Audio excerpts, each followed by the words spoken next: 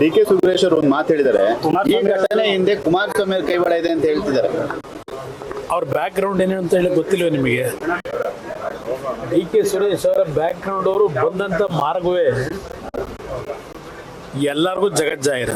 ಅಣ್ಣ ತಮ್ಮಂದ್ರು ಯಾವ ಮಾರ್ಗದಲ್ಲಿ ಬಂದಿದ್ದಾರೆ, ಯಾರ್ಯಾರಿಗೆ ಯಾವ್ಯಾವಾಗ ಧಮಕಿ ಹಾಕಿ ಯಾರ್ಯಾರ ಆಸ್ತಿಗಳು ಲೂಟಿ ಮಾಡಿರ್ತಾರೆ, ಇದೆಲ್ಲ ಜಗಜ್ಜಾಹಿರ.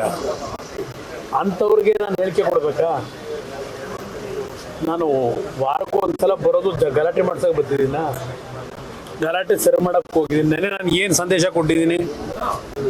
ನಾನು ನೆನ್ನೆ ಮಂಡ್ಯ ಜಿಲ್ಲೆಯಲ್ಲಿ ನಾಡಿನ ಜನತೆಗೆ ಕೊಟ್ಟಿರೋ ಸಂದೇಶ, ಈ ಕೆಲವು ಪಕ್ಷಗಳ ಓಲೈಕೆ ರಾಜಕಾರಣ ಇದೆಲ್ಲ ಅದಕ್ಕೆ ಮರಳಾಗಬೇಡಿ ಅಂತ ಹೇಳಿದೆ. ನಮ್ಮ ರಾಜ್ಯ ಸರ್ವ ಜನಾಂಗದ ಶಾಂತಿಯ ತೋಟ, ಕುವೆಂಪು ಅವರು ಕೊಟ್ಟಿರತಕ್ಕಂಥ ಒಂದು ಸಂದೇಶ ಅದು ನಮ್ಮ ನಾಡಿನ ಜನತೆಗೆ. ಈ ಸರ್ವ ಜನಾಂಗದ ಶಾಂತಿಯ ತೋಟ ನೆಮ್ಮದಿಯಿಂದ ಇರಬೇಕು.